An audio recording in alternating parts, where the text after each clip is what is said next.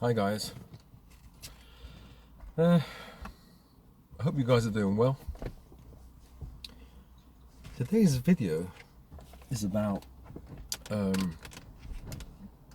being stuck. You know when you feel that you're stuck, and I feel it often actually. Sometimes a bit more up, and I feel more positive. But other times I feel down, and I just get stuck. I don't know what I'm doing. If the things that I'm doing in my life are the right things. So at the moment, I was just thinking about my channel, and in the past I've thought things like these thoughts have come up, and I'll just explain what happened yesterday. I was I'm at my friend's place. I'm not at home now, and I was just walking in the garden, and a thought came up, a memory of the past when I used to do kung fu, martial arts. And a kung fu teacher, said something to me in response to my wanted to do lots of martial arts. I wanted to do Wing Chun, wanted to do Aikido, throwing people, and Tai Chi. I wanted to do lots of Bagua, Xingyi, different kinds of martial arts. And in response to that, he said to me, Gerald, it depends what you want to be. What do you want to be? And I gather at the time he meant, jack of all trades or master of one. And I think the word is polymath. I'm interested in many things, and maybe because of the ADHD brain, the way it's structured, or the way I think. I tend to think laterally, and my mind is like an octopus, whereas the mind of a normal person might be somebody who's really, really creative, might have the mind of a spider, just 4 legs going out. Well, hang on. Or 6 legs. You see, I'm moving away from what I was, but this is the way my mind thinks. I'm not rambling. Well, I am, and I'm not, because this has something. I'll come back to what I was saying. Well, I am saying the same anyway. My thoughts are like this. So some people say a spider has 8 legs. I think a real spider, what's the difference between a real spider and I think an arachnid, like I think it's daddy long legs, has a body and has 8 legs, whereas the spiders that we know, maybe the wolf spider or other spiders, aren't real spiders because they have an abdomen and a thorax, a head bit and a bum bit. That makes them an insect, if I'm not mistaken. Or is it the other way around? You see, my mind takes me into this area that I didn't want to go in. And so my mind has a problem filtering out my thoughts. So I might be... There's a difference between someone, well, like myself, who's got ADHD, or at least not everyone who has ADHD behaves or thinks like me. So, but at least for myself, I have a problem filtering thoughts. So it's not like someone who's got what's it called, where they shout out like obscenities and racial things. What's it called? Tourette's. Somebody who has Tourette's might be saying the N word, B word. So I can control myself, but because I haven't had much social interaction with people for decades, when I'm around people, I get excited, and I'm like a child. So say, for example, this is a really bad example, especially if you're a black lady. But any of my subscribers who are black ladies, forgive me, but you know me, I'm all right. You know. So say for example, I'm speaking to a black lady, and certain thoughts normally should stay there, should stay on the back burner. Don't say it. Don't say it. But for me, I might say, "Oh yeah, you look quite slim for a black woman." You know, I might something like that might come out, and as soon as I say it, I know I said something wrong. But I think people know that you're not quite all there, and they might smile and say, "Oh, okay, that's a bit bold," but they see that you're a good person and you don't mean it. I might say, "Oh, sorry, I didn't mean that." You know. So I have a problem filtering out words and thoughts. You know, it could be anyone. You know, it could be anyone. It could be like a Jewish guy with that hat. I can say something. I might say something like, "How does that stay on your head? That hat, you know, that small hat, that thing." You know, and I can get in trouble for it. That's why I don't socialize. I don't go outside. You know, I don't, because it's going to get me in trouble. I know it's going to get me in trouble. You know, like once I saw one trans guy, and I don't even think he was trans, because he had a skirt on, a pink skirt, and all hairy legs, a big beard, and like another pink top, pink and flowery top, maybe two tops. One was pink, one was flowery, and all hairy arms and big beard, and he was really rough, like nothing like a woman. Like if you're trying to imitate a woman, you know, some of these trans, they look really beautiful. They're made up. Some you can tell, but some are really hard to tell, and they act like a woman. This guy this guy could have killed me. It was in a camera shop, and I looked at him, and I couldn't stop laughing. I had to turn around, and then, you know, when you hold your laugh, you laugh even more.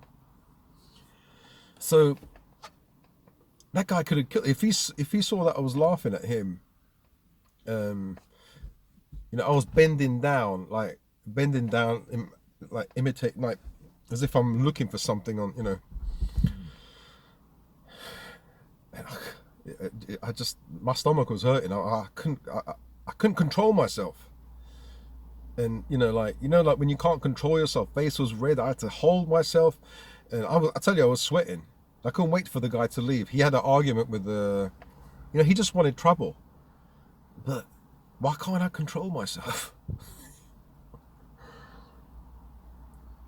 I think I could defend myself anyway, but he was younger. He was probably in his 40s, looked strong, not muscly, but he was being really rude, with a big voice, with a deep voice, and you know, so yeah, there you go. Look, fucking racist. Sorry, I shouldn't swear. Racist. Look, trans, Jew, black. You see, why do I come up with these examples? You see, this is what I mean.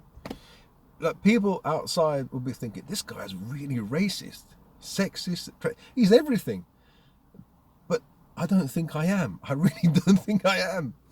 You know, because I would talk to that Jewish guy, I would talk to that black lady, but I have a childlike, let me give you an example. When I was a kid, I was about 8 or 10 years of age. This is something that a child would do, but I haven't changed that much since I was a child. Yeah, trolls will be probably, after I say what I'm going to say, will be thinking, that's a Freudian slip. That means you really are evil or whatever. Evil. What is evil? You know, it's a thought crime. You know, if you think a certain way, then you're a criminal. No, you just think a certain way. You know, you can think that all red cars are disgusting, You know, it doesn't mean you're going to go and fucking smash a red car. It doesn't mean that. It just the way you think. That's all. You know, people are allowed to think what they want, but they're not. Not in this climate. Not in this day and age. You have to think that red cars are good. How dare you look at a red car and say it's think about it negatively? You're an anti-red car. I'm an anti-everything. Anyway, so my auntie, she was, well, I call her auntie, she used to live across the road. She used to work she did some cleaning for a Jewish family. And this Jewish lady, she was like really nice. She looked like an Italian woman, like dark hair and like traditional clothes, you know, nice, you know, like a mummy, you know. Anyway, and she took me with her, my auntie across the road. And I don't know, this is all I remember. I remember at one point, the lady asking me, a lady of the house asking me, oh, hello, boy. She liked me. Obviously, she liked me. I was a nice little boy. Looked like probably a little Jewish boy. And in fact, at school, there used to be one real racist guy. He was a Tottenham supporter. And I don't know, Tottenham have this thing with Jews, like the Yids. They used to shout, "Come on, you Yids." Yids is Yiddish, is Jewish, right? So he was a white guy, an English guy, really tall. And he used to call me Jew boy. I said, I'm not Jew. But because there weren't any other Italians, like I was the white kid with dark hair, but obviously not English. So, you know, there weren't any Spanish or Italian. So he that's all he knew. He would call me, hey, Jew boy. I used to say, I'm not Jewish. You know, what are you calling me Jew boy for? And so once I got so angry with him, like he kept saying, hey, Jew boy, he kept going like that, and he's really tall. And I said, I'm not bloody Jew.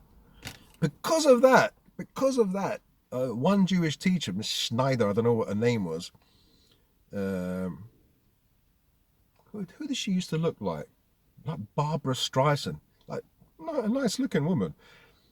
She said, that's racist or something like that. She said something, and I got in trouble for it. In fact, that woman, she didn't actually tell the head mistress or anything like that, or headmaster, but twice she claimed that I was either racist or discriminatory or something like that, because she caught me in that moment, and I said, I'm not bloody Jew. And I thought, what did I say?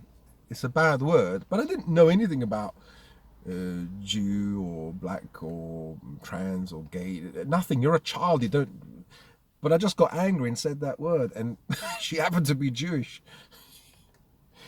I knew she was Jewish, but I kind of realized, but Gerald, you mustn't talk like that. What's wrong with Jews? I said, nothing, but I'm not one. So anyway, yeah. So I used to be called Jew boy by this Tottenham Hotspur supporter, Jason French was his name. He was really racist. Anyway, yeah. So going back to the lady, earlier on in my life, because at school I was probably about 13, 14 when that happened. When that used to happen, I used to get clipped by this tall kid. This happened when I was about 8 or 10. So the lady said to me, oh, hello boy, why does she have to ask this question to a 10-year-old anyway? Do you like Jewish people? And I said, no. She said, oh, why? So I said, yeah, because they killed Jesus. She said, no, it's not true. Don't think like that. I said, it's true. I saw it on the TV. I remember her petting my head and said, no. I think she gave me a hug or something. I think she really liked me, you know, as a child. She was a nice lady, but you know, children aren't going to lie. They're going to say what they think. She said, "Do you like Jewish people?" I said, "No." And you know, if someone asked me this now, I wouldn't say that. But you know, children. As I said, children don't lie. And then she asked why. I said, they killed Jesus. And I said, I saw it on TV. She was a nice lady though. I liked her for the short time. I saw her once or twice. But she seemed like a really cuddly, slim, and like with like a bob, like a pulled back, and nice. Yeah. Anyway, what the hell was I talking about?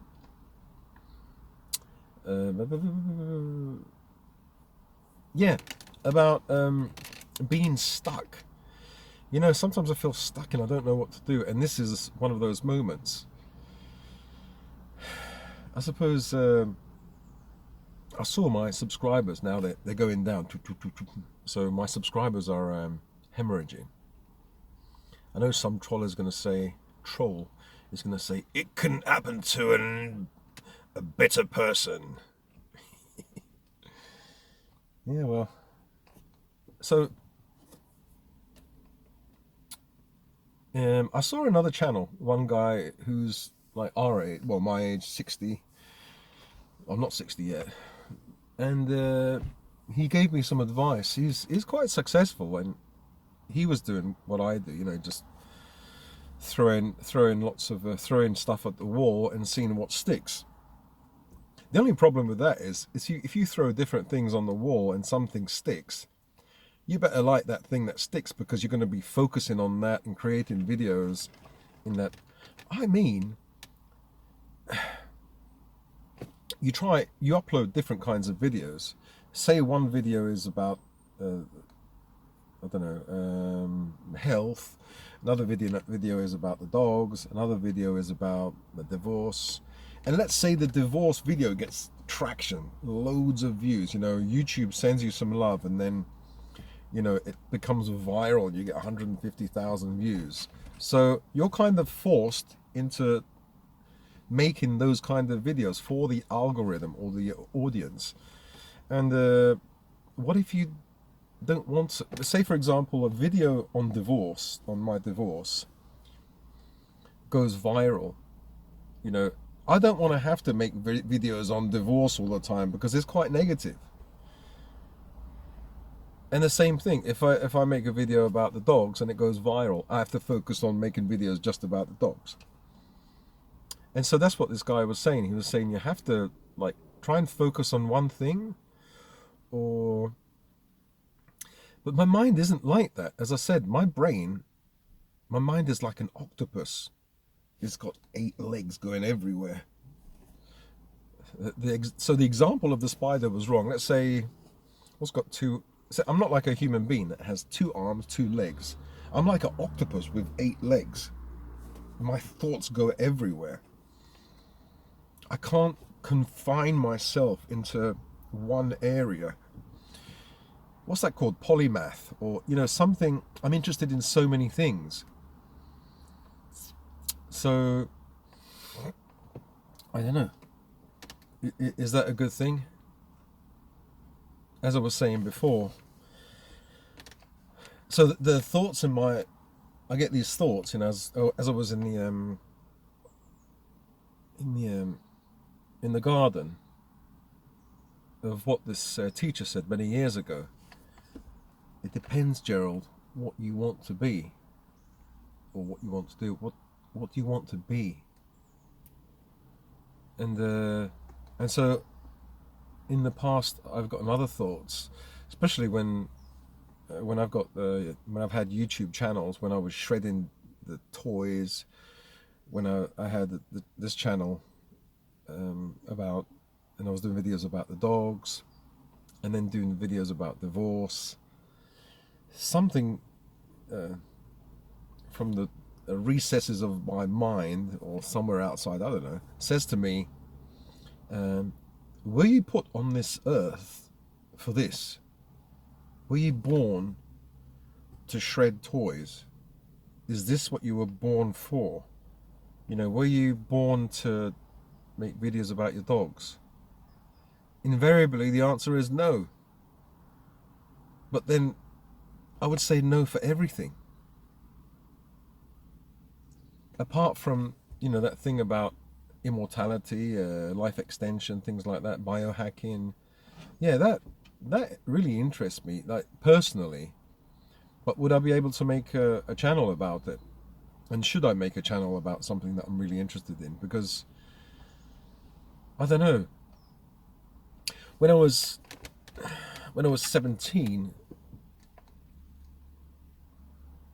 I was focusing on art. I was really good at art. I was doing my A levels, but then I couldn't finish my A levels because I had a problem with a gang, and I had to leave. But I would have passed my A level art easily at the time. And even now, if I put my mind to it, I could. I'm really good at art, I think.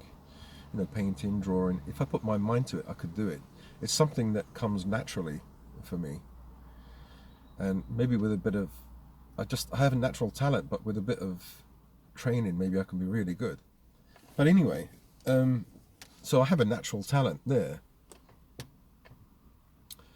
So what am I saying? Yeah, and I always got A's in my reports at school for art. Always. I never had a B. Never. So when I was about 17 or 18, or maybe 19, there used to be a guy who lived on the corner of the road. He was an artist, and my dad said, "Why don't you go and speak to him? He's an actual artist, for a living. Maybe you can speak to him and ask him, how to go about being an artist." So I made the massive mistake of listening to my dad and speaking to this guy.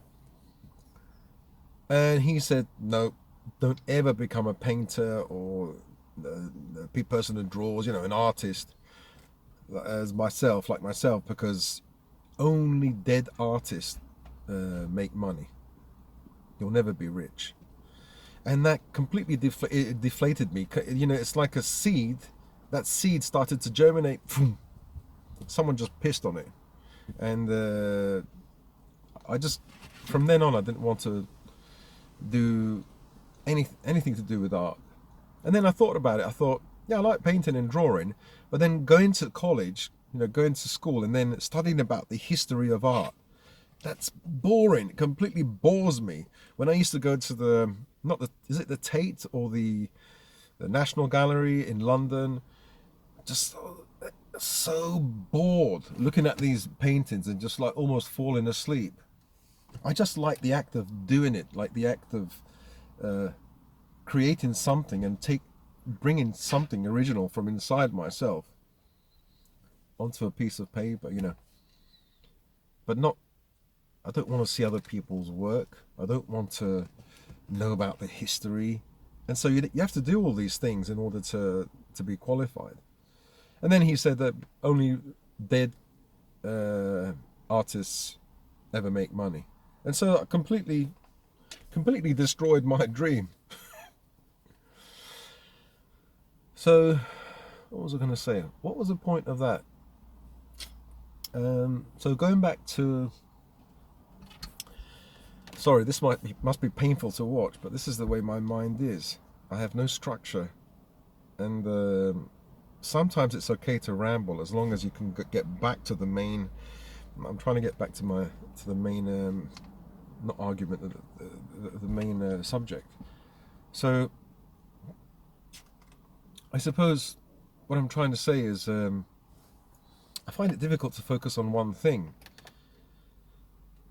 and I suppose I have to do things my own way. I just like freedom. I want to be free, and oh, right. Sorry, I tuned in to my own thoughts. Another thing that I also thought about when it came to art, and this is all the same thing. This is all art. Everything is art, I think. Being a parent is art. Looking after the dogs is art. Being a driver, everything is art, I think. Cooking is definitely art. Alchemy is art. Cooking is alchemy. Alchemy is cooking.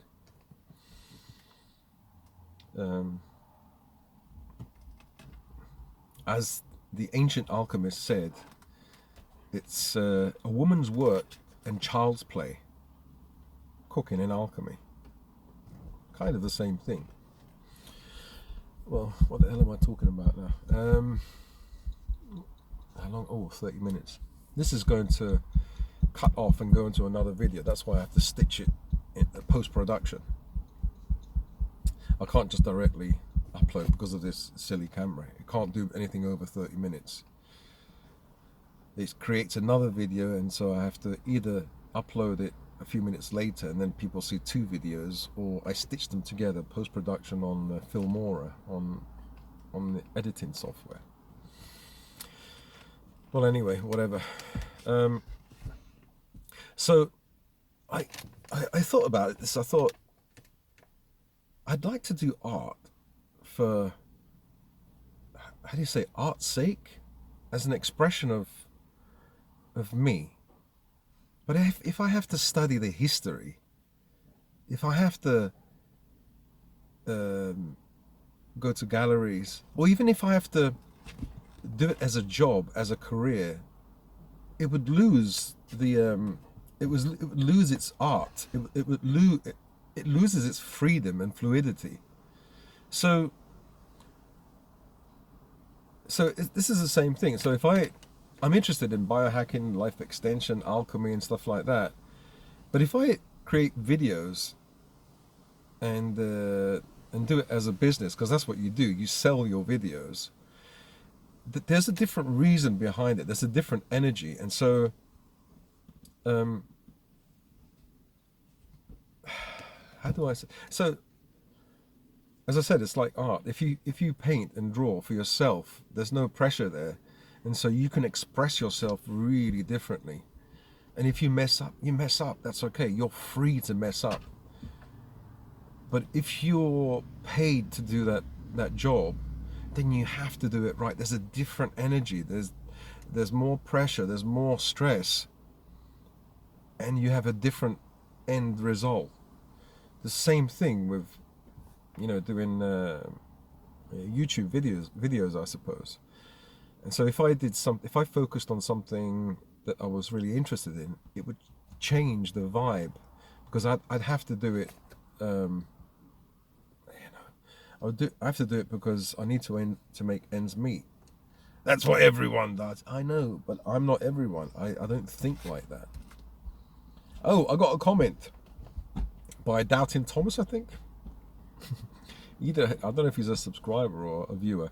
Okay, so I was talking about, the worry about, would you be able to defend yourself against a young guy? This all ties into like life extension and immortality, or I won't say the word immortality, but life extension or something like that, anti-aging stuff like that. So he in a roundabout way, he kind of said, like, what's the point? You were born to die, so what is the point, basically, to defend yourself? Because we're all going to die anyway, so what's the point of defending yourself and, living for another day if you're going to die anyway? That's the way I used to think, and that's the way I still think. So the answer is, I would say to you,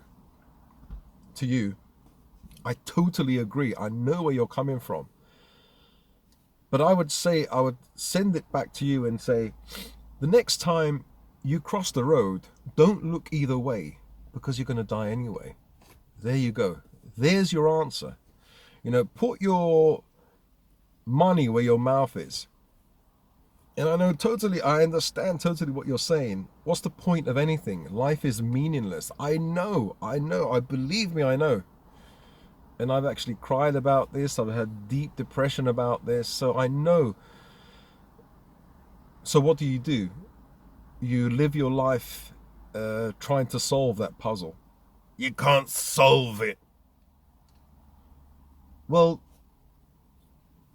you might as well try. For me, that's the only thing that gives me satisfaction, that gave me satisfaction in the past. When I was trying to create an elixir in China, I woke up early in the morning, I tell you, to create that thing. I was so excited.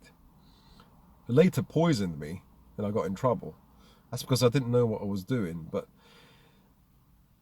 you know what you're supposed to do when you wake up early in the morning just to do that thing, and it excites you. So yeah, so the comment is an interesting one. It's a really good comment, actually. It's not a troll comment. It's a really good comment. You know, thank you for setting me straight. So the answer is, yeah, you defend yourself to live another day. And why would you want to extend your life? You know, another person might say, okay, so you extend your life for 5 years, you extend your life for 10 years, 15 years maximum, you can extend your life. Then what? Then you're still going to die. Well, you've got 10 to 15 years to grow up with your grandchildren, to see your children, to see your dogs or whatever. And there's something called escape velocity, which means you reach technology reaches, you know, with AI or whatever, reaches a certain point where you don't grow old anymore. And what that means is, say for example, people can live to 100 years of, if you can live to 100 years of age, by the time you're 100, there's technology that can extend your life for 10 years, let's say. And within those 10 years, if you can live those 10 years, there's technology that will extend your life for further 10 years. So that's called escape velocity. You escape aging. And then when you're 110, just before that, there's technology that extends life 20 or 30 years. So all you have to do is stay alive and stay up with, you know, the technology that's available. So you can look it up. It's called escape velocity or something like that. So yeah, you never know. Well, I prefer to dream and fantasize about it instead of, what's the opposite? You know, being in depression, being depressed, because otherwise nothing has meaning. Absolutely nothing has meaning. And then people might say, oh yeah, the meaning is in Jesus Christ, the meaning is in this and that. Yeah, fair enough. But I don't know. Yeah, so I suppose I reach these little crossroads every once in a while, and I'll probably snap out of it later on. Yeah, so this guy was talking about his channel and saying that you have to be more specific and niche down and think about your avatar. Avatar is the kind of person that you're trying to dress. So if I was doing, I don't know, knitting for 20 to 50-year-olds, you know, ladies, you know, crochet and stuff like that, your avatar is usually, say, women 20 to 50 who like knitting and creating garments, you know, like tops and things like that, and dresses. So that would be my avatar. My current avatar is probably men from 45 to 65. Some women who might be interested in men's issues. Men who have gone through divorce, who are alone, who have had depression and health problems. I think that's my avatar, or the the people who are interested in my videos, that my videos speak to. And funnily enough, that's his audience is the same, but he lives in the countryside, and he's in the States, he's in America. So his subjects are slightly different, but he has a nice voice. He has a nice kind of grandpa voice. Mine is a bit, I don't know what my voice is like, but he can structure his videos. I don't like to structure anything. And in the past I've been swearing, and people don't like that. You know, you don't get much reach if you start swearing, you know, so I think I'm going to tone it down. So At least then I can have younger people, yeah, more kind of family orientated channel. I'll try my best. So there's no swearing, and people feel safe to share the videos or share the channel because they know they're not going to get any political stuff, religious stuff, or swearing, or rude behavior or anything like that. I'll still be crazy in my own way, in a toned down way, if I can do that. Well, anyway, have you guys ever been in a situation where you don't know what the hell you're doing? And your mind says to you, like you hear that inner voice saying, "What are you doing? What the hell are you doing?" Or do you get a similar kind of voice saying, "Were you born for this? Were you put on this earth for this?" And if you have you ever answered, "Yes, I was put on this earth for this," then believe me, you found what you're here for. And that's brilliant. Just go with that. Um, Another thought, I went for a walk yesterday and I asked God, I said, "God, let's try and." No, this was before I actually asked God. I was going to say, "God, please help me find a way. And should I be doing YouTube or should I be doing something else? I'm a bit confused." But before I said that, a thought came into my mind as I was walking, and it said, imagine YouTube didn't exist and you were in the future, somewhere far in the future, and YouTube, the internet, nothing existed. That thought came to my mind before I even asked the question. I don't know what that means. Yeah, well, anyway, have you guys ever thought like this? Have you, well, I suppose it's a human thing. People have situations where they're confused. They don't know what they're doing. They don't know where to turn to, what to do. There's bloody confusion everywhere. And I'm like that now. And yet, if people say, "Well, just do what gives you satisfaction." But with my mind, that octopus mind, lots of things give me satisfaction. But I don't want to talk about political, religious things because they um, tends to wind people up. Those are triggering subjects, and I don't want to trigger anyone. Really, it hurts the channel as well because you don't get much of a wider audience. You have a more narrow audience. I have about maybe 200 or 300 people that are my fans, and I'm really grateful. Sometimes you get, I'm sure this happens with um, other channels. You have your core fans or core audience that no matter what you do, they'll just turn up just to see what's going on. And either they like your voice, your face, or mannerism, or something about you, or they're kind of invested emotionally in some way, or mentally, emotionally in some way. Maybe for me, maybe they've seen what's happened with my dad, me talking about really cringy, really delicate subjects, my dad passing away, dogs being born. They've seen the dogs, they're kind of grown up with the dogs. My divorce now and health problems. ADHD, realizing I've got ADHD. I still have to go for that bloody assessment. I'm in the process of doing that. And just people just want to see what happens.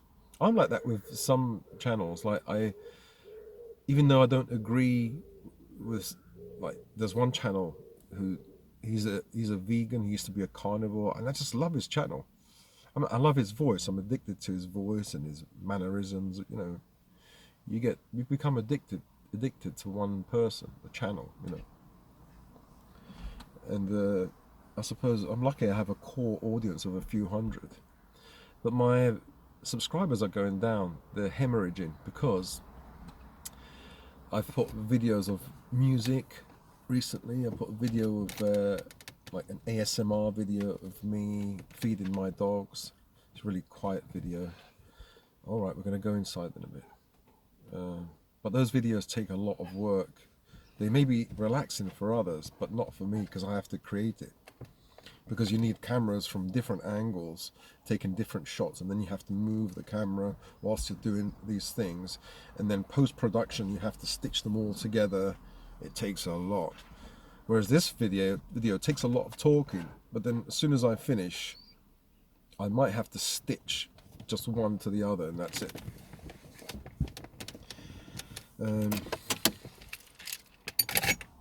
think these dogs are hungry. I better go and feed them. I did feed them a little bit of kibble, but they need meat. That Betty's really bored, aren't you? Yeah, so I don't know what to do. Maybe inside I'd really know what to do, but there are pros and cons for every choice. What I wanted to do is maybe think about speaking more about biohacking and health, and doing a channel where I just creating a channel and focusing on health and biohacking, life extension, alchemy, things like that. But then the thought comes to my mind, is it like art? If everything is art to me, will I lose that magic, that art?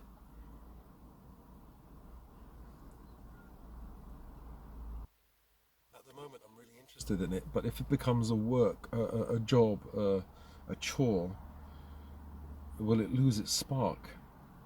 I don't know. Well, anyway, it's something that I have to decide, and sorry if I'm a bit vague. I think you guys realize the person I am, and you know, sometimes I have a burst of energy. I can create videos, I make videos every day for about a few weeks, and then I'm drained, totally drained, totally, and I burn out. And YouTube burnout is real. It really exists.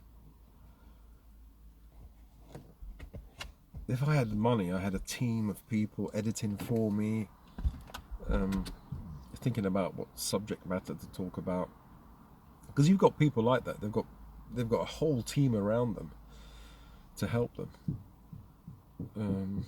It'll be maybe easier, but then it'll be more stressful because you've got more responsibility. I don't know what the hell I'm talking about. Alright guys, as I say, spiral up. And yeah, if you guys have the same have had the same problems, you know, not knowing what to do. I mean, I think I know what to do, but I have to choose one thing. I could do the Nutty Gerald channel as well.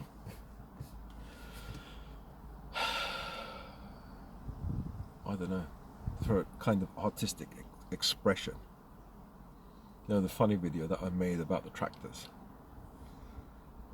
I think people would like that. It would be nutty. Kind of out of the ordinary.